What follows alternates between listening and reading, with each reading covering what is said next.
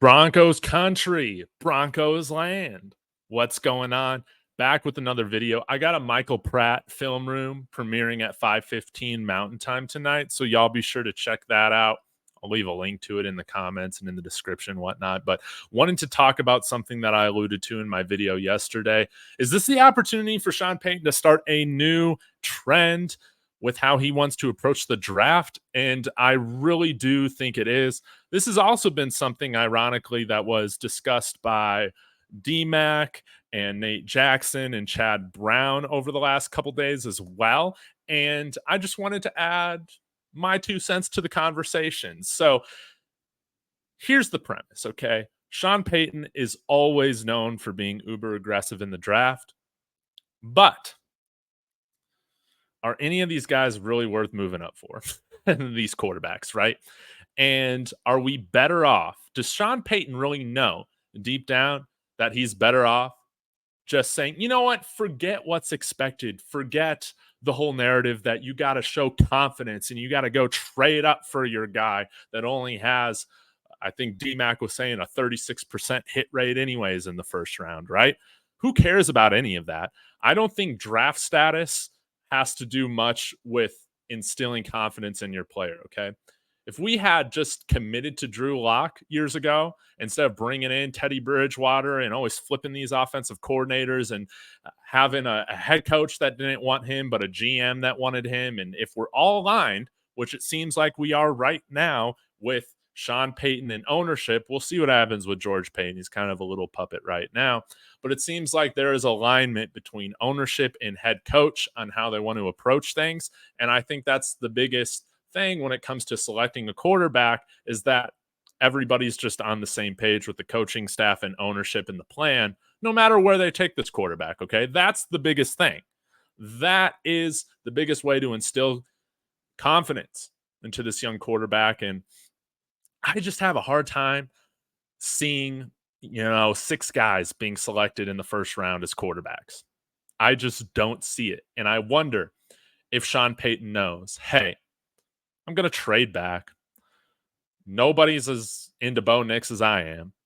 He's a better fit for my offense than some of these other teams. And a lot of teams, maybe the Raiders after us at 13, they're really the only team that could select a quarterback.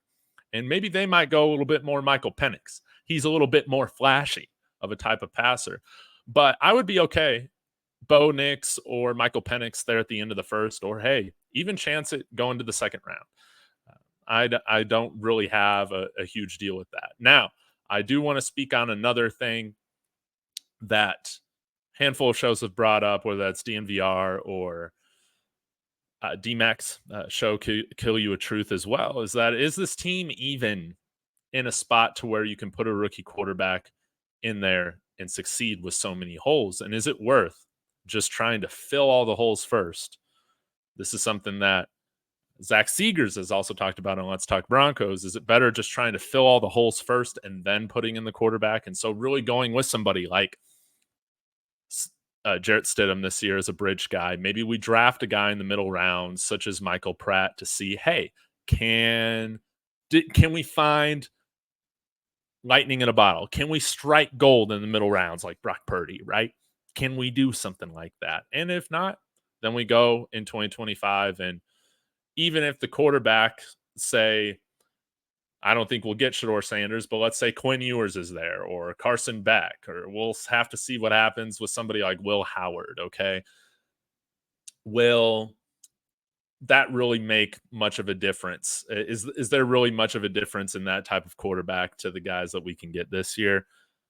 I don't know, but I think that if we do take another guy, it would drive some of y'all crazy, including myself. If we'd wait till 25 to really go after that quarterback, at least they'd come into a more complete team, a better supporting cast, right?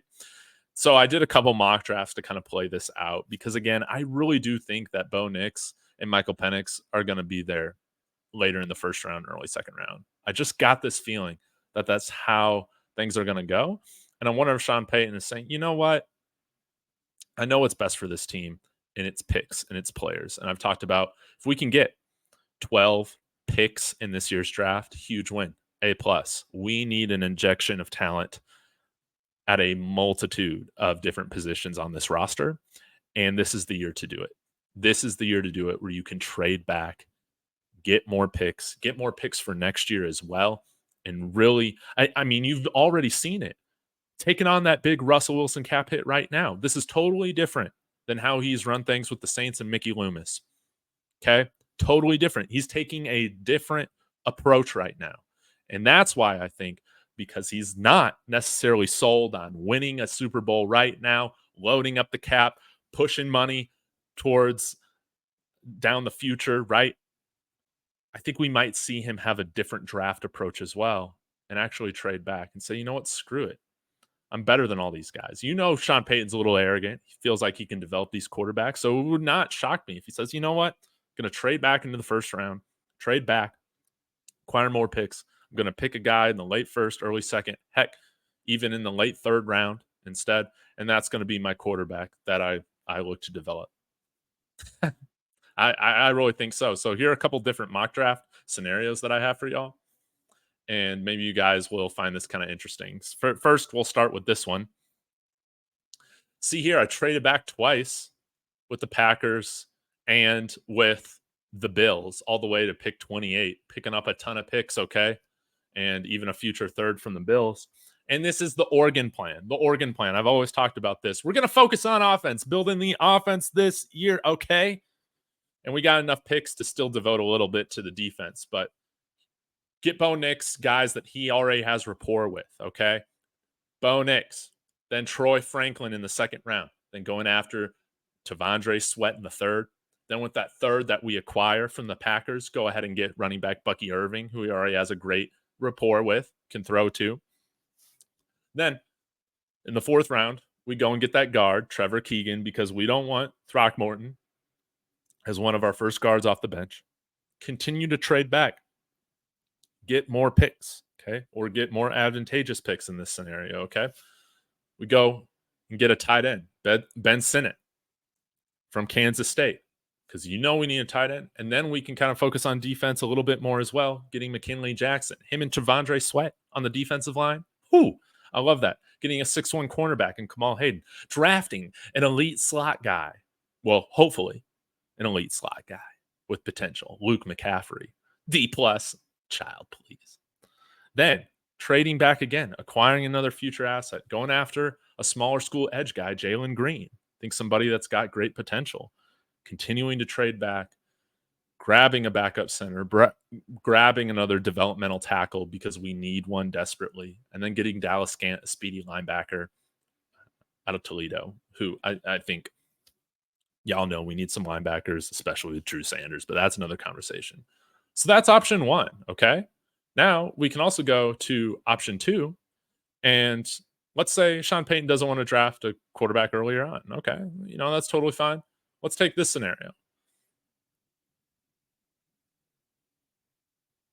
Oh, that was the Bo Nix scenario. Oh, okay, here we go. So we trade back again twice, all the way to pick 23. We're able to acquire 3 more picks in this year's draft and a future third from Minnesota. Okay, wonderful stuff. I guess this isn't really true because, well, it's the principle of the matter, okay? We know Minnesota is probably going to move up. But focus on the offense. Focus on putting a good supporting cast around whatever quarterback we have, whether that's Jared Stidham or a guy we draft later. Amarius Mims, developmental guy, I think. Could take a year. Jalen Polk, okay? Big-time wide receiver. Jalen Wright, a running back that's got some juice that we've shown interest in. Then at 98, pick 98 here, I had the option of going with Michael Pratt or Spencer Rattler. I thought for this scenario, I'd go with Michael Pratt, and also I'm doing a film review on him later. But he looks the part, 6'3", 220 pounds, good mechanics, decent arm, okay? I think he can make all the throws.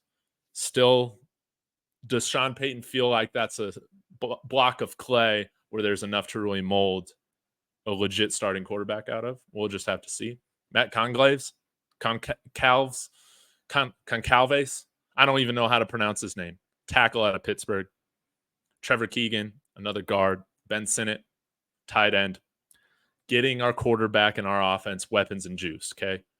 Then we got Nelson Caesar, another edge guy. Logan Lee, going at the defensive interior. We need a guy. Grabbing Penn State center, Hunter Norzad, and then another wide receiver with some juice in addition to Jalen Polk, Joshua Cephas. So there's a lot of different scenarios in which Sean Payton could make me happy as a Broncos fan. I think the only thing I'm going to be a little frustrated with is if we continue to burn draft capital and move up. This team is not the New Orleans Saints. This team is not in the position for that. I think Sean Payton's smarter than that. And I think we should take the cue of them not pushing money down the line, but taking that Russell Wilson cap hit on right now as a possible clue that they're going to do this thing the right way. Okay. And that means building from the draft, like what Greg Penner talked about. It means trading back. It means understanding that a guy like Bo Nix or Michael Penix could be available in the first, but I don't know, man. I think the biggest thing that contributes to these quarterbacks being successful is the coach and the supporting cast that they have. And if you trade back and draft a quarterback late first, early second, I'm even as keen to say that I think that their success rate with the Broncos is going to be higher than if we give up all of our draft assets to go up to number 3 or 4 and get a Drake May or JJ McCarthy, and you just got nothing left in the cupboard, right? I think Sean Payton realizes this. So y'all let me know your thoughts. Again, Michael Pratt, film review, coming out later today. Hit that like, subscribe. We're on our way to 500. And let me know your thoughts in the comments. As always, y'all, go Broncos.